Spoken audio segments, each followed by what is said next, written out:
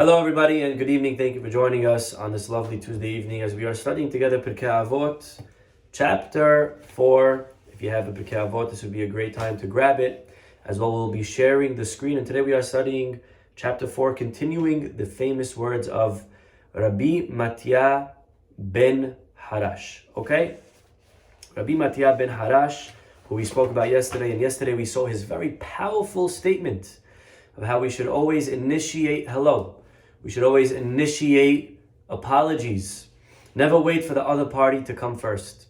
Very powerful. That was yesterday's class. And we are continuing in his statement. So here we go as we share the screen. And if I could just get a thumbs up, could we all see it?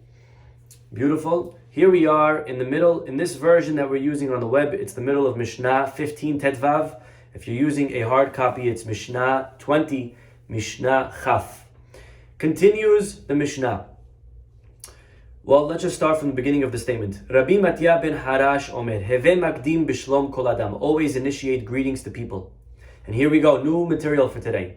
Veheve Zanav La'arayot Ve'al Tehi Rosh Lashu'alim. So powerful. Says Rabbi Mattia ben Harash, in life, you should be a Zanav. What's a Zanav? A tail. Be a tail to lions. It is better than to be a head to foxes. I mean, there are so many directions to take these words. Obviously, we begin from the beginning.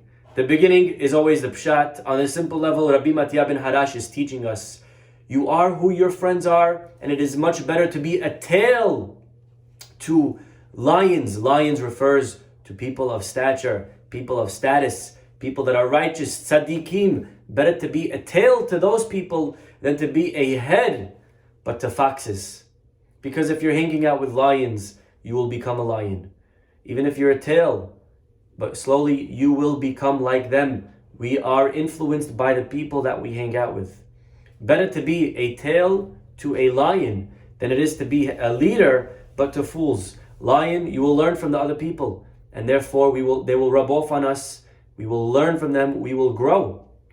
As opposed to if we are a head to fools, then they will pull us down. There is nobody to learn from. Now I'm sure you have many questions, but before your questions, allow me to just share with you that this is actually, you should know, this is how it worked in the Sanhedrin. You know, the Sanhedrin, the seat, the highest position ever back then was to be part of the Sanhedrin. If you were the head of the Sanhedrin, wow, that was Supreme Court justice, right? That's like the president. Amazing. 71 members, and they sat in a semicircle, and the higher you were, even the 23 was a semicircle, the higher you were, the closer you got to the middle. The middle was the most chashuv. The most important seat was right in the middle, and then the less important till you work all the way to the outside. Now, when a member of the Sanhedrin would die, they need to vote. They have to bring a new member. So when he would die, everyone below him would move up a seat, getting closer to more superior and more hashuv, more significant seat. Who would fill in the empty seat that's all the way at the end now? So they would bring somebody from a lower court system, from not such an important court. They would bring the head of that court, and they would put him in that empty seat. So here again, we see very clearly this concept that you had this court member, this justice, who was a top, he was a head, but he was head of foxes, if you will. He was the head of a small court. It's much more important to be the zanav, the tail, la'arayot, to that much more hashuv, important, significant court. And that is how they operated. There is a obvious question here, because it's a nice concept. And it's teaching me definitely a valuable lesson that in life, you're better off hanging out with important people, even if you are a low position, but than to get a position that is more important, but for a worse company, make believe, right? But we also know that there is the opposite concept. We know that our rabbis tell us, "B'makom she'en ish, hishtadel lihiyot ish." That if there's nobody, there's no one important, then go there and make a difference.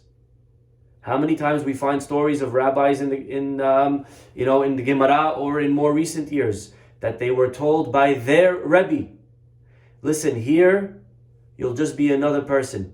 Rav Yakov Kaminsky. Yeah, Rav Yakov Kaminsky.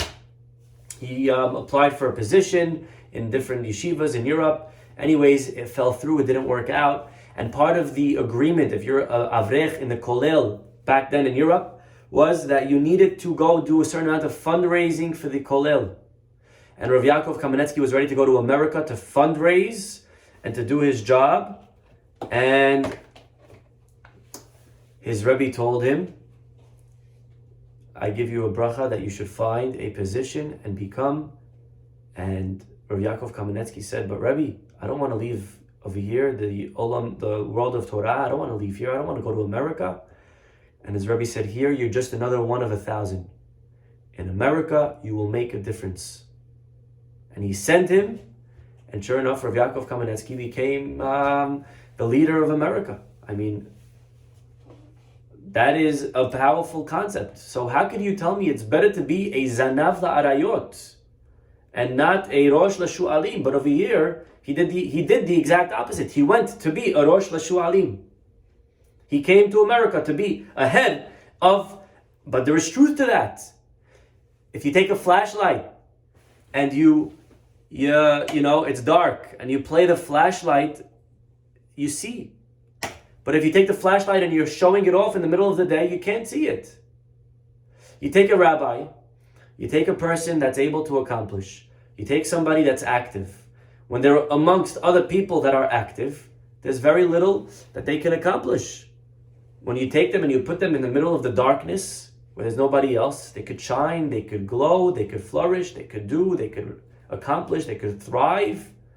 So when do we balance? How do we know? This is obviously a great question, not because I'm asking it. And therefore, because of this, that is true. So some offer a different interpretation. Some offer, yes, that is the Chabad modus operandi, the MO of Chabad. That is what they do. They take him and they ship him to the middle of nowhere. And if you end up in Turks and Caicos, you got very lucky. But it doesn't matter where you ended up, where you wound up, and that's it. They become Rosh LaShu'alim. And therefore, some say our Mishnah is teaching us something completely different. Because yes, that's true. Sometimes you should be a Rosh LaShu'alim in that respect. So they explain our Mishnah completely different. And look at this beautiful, we'll offer 1, 2, 3 more interpretations. Again, a beautiful thought. Take a look. You ever saw a lion walk? If you ever went to the safari, yeah, if you go to the safari, you probably won't see the lion walking. They're usually sleeping, okay? I don't know what they're drugging them with in Six Flags, but those lions are not fun to watch.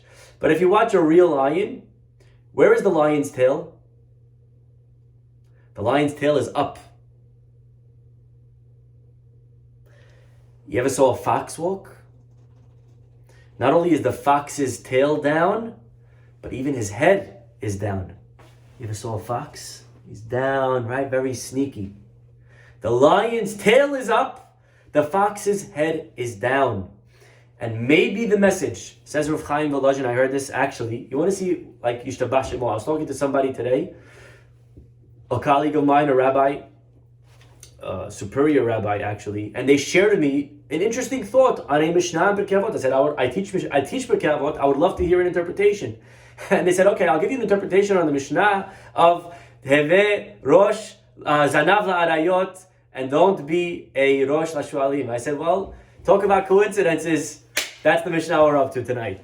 I kid you not, this happened 4 hours ago. Okay? Anyways, they shared with me a beautiful thought from Rav Chaim Volozhin. And I don't speak to this person often, and I wasn't fishing for new ideas. I have enough over here. But says Rav Chaim Volozhin something beautiful. And it's actually giving us advice on who we hang out with. And Mishnah is saying the following. Again, the tail is always up. In life, we should work and we should be with people that are going to lift us up. You know, there are people out there that they have integrity. They are distinguished. They are confident with who they are.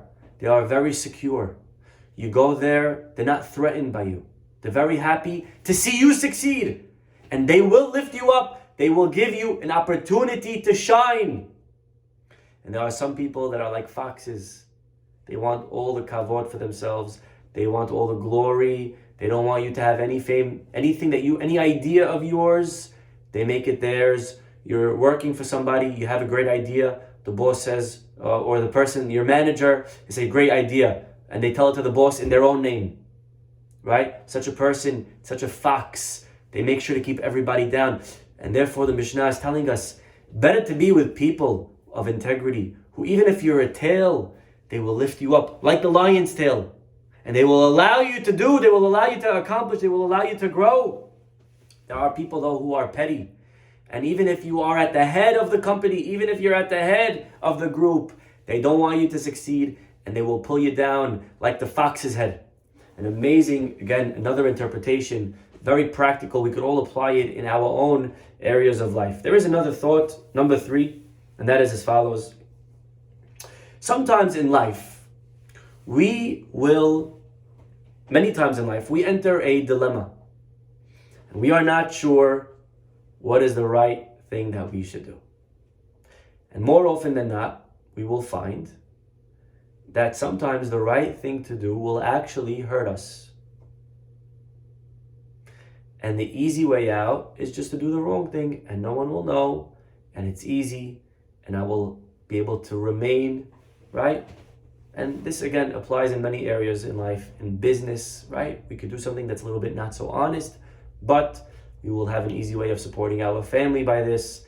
We will be able to keep some more dollars. We could go on an extra vacation this year. We could afford the tuition by being just a little bit dishonest. No one has to know. And we are able to keep our position in the community and our integrity. And we do things that are maybe not the right thing. And these, again, are very difficult things in life that we have to be able to have the courage and the integrity and the value system to be able to say, I do what's right regardless of where it will put me. You know, a great example of this is Yosef HaTzadik. You know, Yosef was somebody that was very good looking, and he was threatened by his mistress. She wanted to have her way with him, Eshet Potifar, and she told him, she threw money at him. Yosef said no.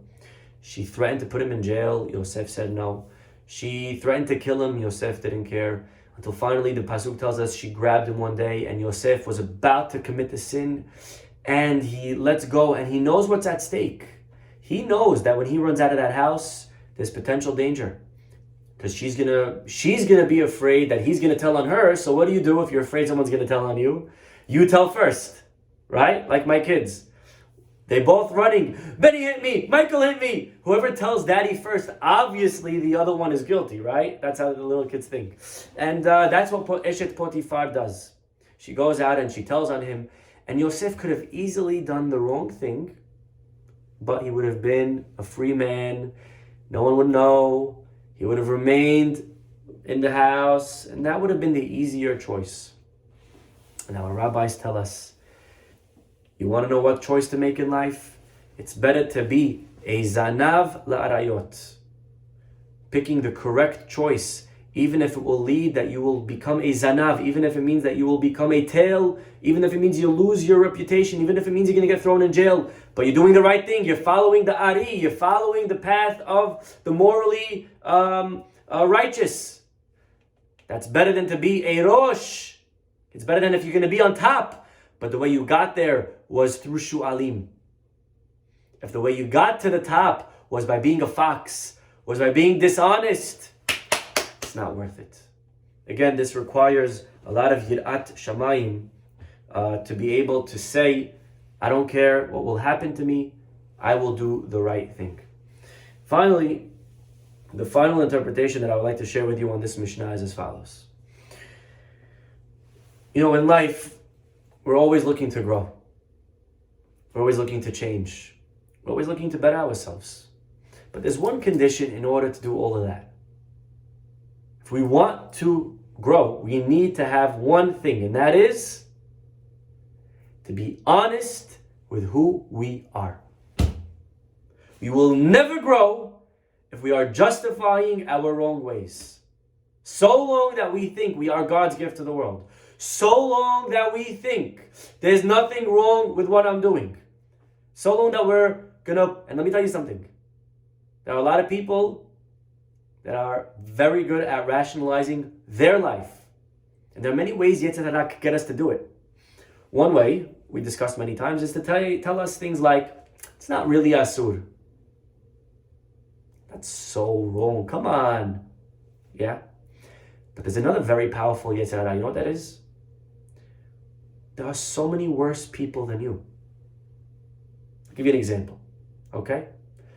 COVID-19 hit. And everyone's shaken, and all the speeches, and everyone, got to wake up. We got to shape up. We got to change. Right? That's a great thought. That's amazing. But you know what many people said? Many people said, yes, we have to change. And they look around and they wonder, why hasn't everyone changed? Why? Look at these people. They're so bad. They're still doing those things. What's the matter? Didn't you learn? You're not going to change. You're not going to grow. You're not going to do. That's Yetzer Hara. It is not productive if everyone's going to point and they say the reason that there was an earthquake, and it's very easy to do this. The reason that there's a problem is because of them. Those people, if only they would stop doing those averot. Right? It's so easy to do this. You know, one time, a man came to Rav Shach, one of the Talmidim, and he said, Rebbe, you know, if there was a certain problem going on, and he said, Rebbe, if only these, he was pointing to certain groups in Israel, if only they would just, become more religious, the problem would go away. And Rav Shach said, I'm not so sure about that. And what was Rav Shach's proof? He brought the story of Yonah. Do we know the story of Yonah? We say it every Yom Kippur. We should know the story. Yonah was given a mission by God to go to the city of Nineveh and to tell them that in 40 days, if you don't shape up, that the city was going to be overturned and God's going to destroy the entire city. Well, Yonah did not want to go. Yonah was very afraid of going because he knew that if he goes to the city of Nineveh to rebuke them, they're going to listen, and it's going to look very bad for the Jewish people. And so what does Yonah do? He runs away. Now, of course, you cannot run from God. But Yonah thought, maybe if I run to a city out of Israel, there's no prophecy out of Israel, and God will leave me alone. That was his plan. So he runs to a city outside of Israel. Of course, again, God follows him, and there's this huge storm at sea. And the sailors are not sure, Beshelmi, whose fault is this storm? Why are we going to be capsized? Why are we about to drown? Why is this ship going to be overturned? Whose fault is this? And you know what Yonah says? It's my fault. It's me. Now, again, look at who's on the ship. They were Ovdei Avodah Zarah. You're talking about sinners, bad sinners, the worst possible sinners. Imagine that happened today. There's a ship, and it's gonna be capsized, and everyone's gonna die and drown. And they had a whole gathering in the ship, and they said, "Guys, what should we do? Teshuvah, we got to shape up." How many people would say it's my fault? You know why there's stuff going on the ship? Because there's inappropriate parties. You know why? Because there's not appropriate things going on. There's gambling, there's drugs. It's all you bad people. And Hashem is trying to talk to you. That's not what Yonah said. What did Yonah say? It's my fault. Your fault. Maybe it's the Avodah Zarah guy. Maybe it's him. But that's not how we think. Everyone's got to say, it's my fault. It's a very powerful message, especially on Yom Kippur, where it's a one day that we need to admit, I got to stop looking around me and waiting for everyone else to change, and I got to start doing something. And that is the first thing that we need in life, to be honest with ourselves and to say, I have a problem, just like someone in Alcoholics Anonymous. There's something that I need to do better. There's something that I need to change. There's something that I got to figure out about myself. And I got to stop justifying, and I got to stop blaming my wife. I gotta stop blaming my kids. I gotta stop blaming my boss. You know, Esav, amazing. Esav was somebody that got a lot of, he had his share of what we call getting short-ended. He loses the Bechorah, his brother, for a bowl of lentils. And he finally loses the blessings to his brother. You would think at a certain point, Esav would just wake up and say, you know what? There's something in my life that I don't like. Something that needs to be changed, and let me figure it out, right? You would think Esav would do such a thing. And he does. But you know what his reaction was? The second he loses the blessings, you know what he does?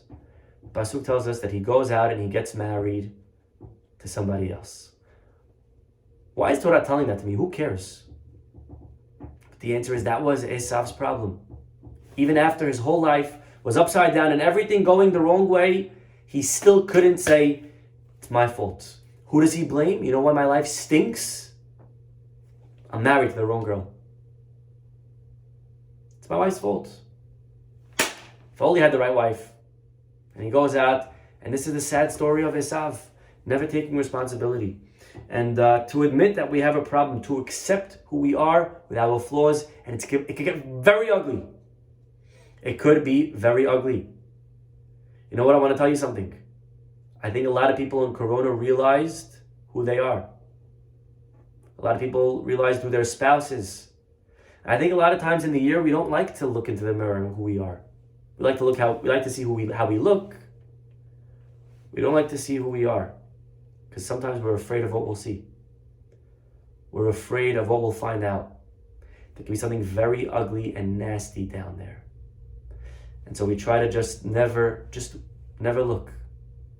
And there's many ways of not looking, right? There's no reason to look. I'm busy with work. I'm busy with my job. I'm busy doing things. I'm busy with, right? But I think in COVID, so many people had to actually, for the first time, confront who they are.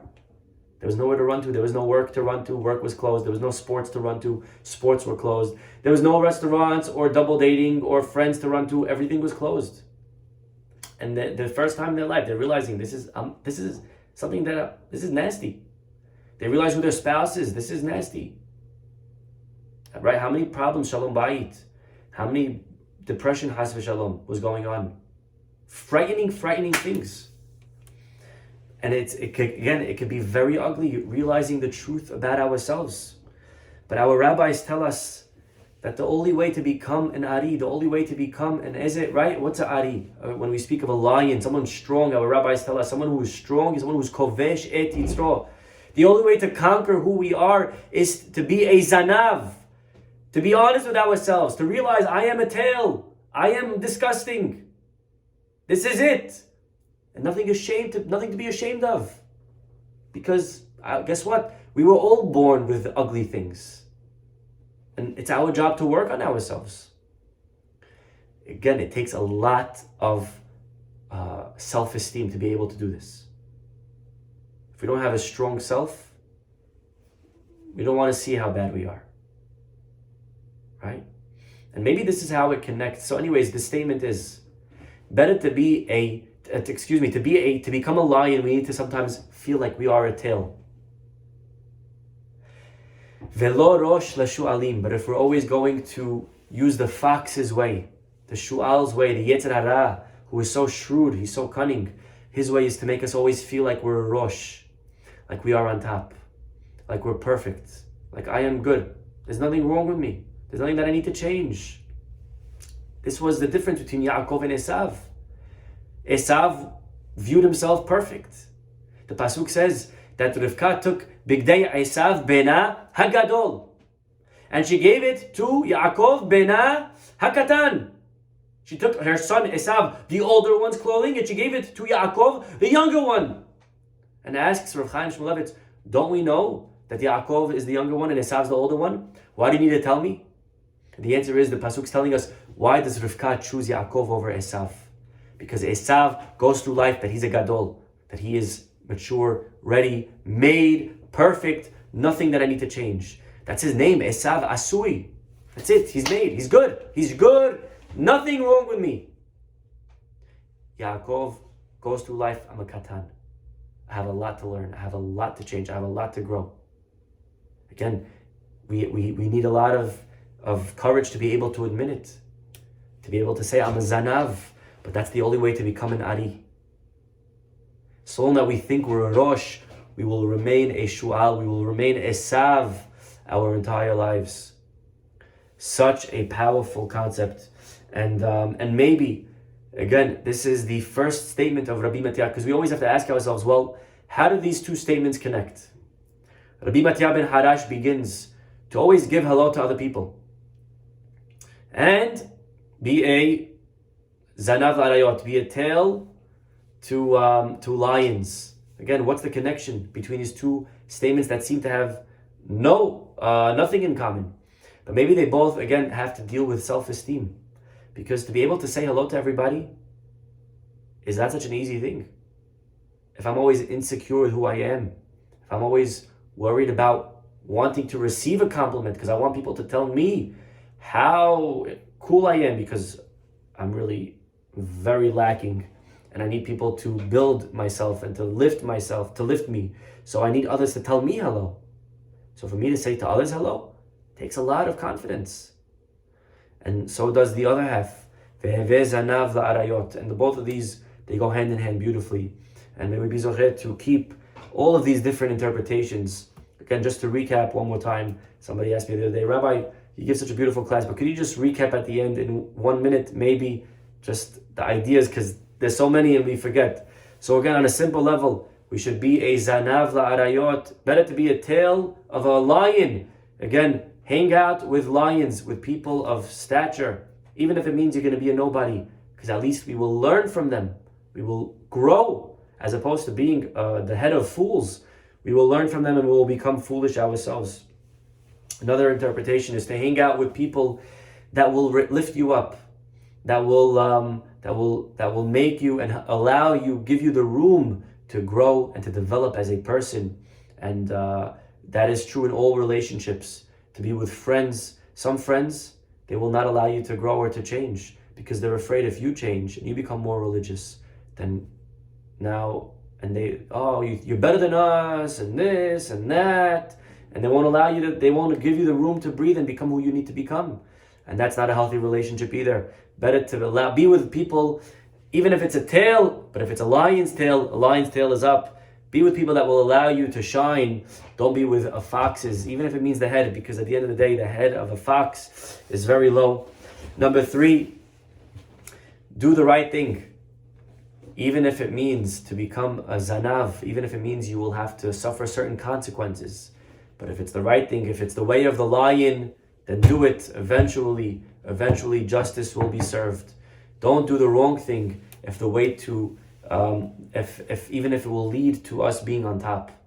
And finally, the 4th idea is that we should be honest with ourselves and to admit that we are a tail in a way that means that is a metaphor for realizing that we have a problem, that we are not as great as we thought we were. We are maybe not God's gift to the world yet. We are working on ourselves and we will get there. And by doing so, that will be the way of becoming lions. Be'ezrat Hashem, we'll stop over here. Have a wonderful night.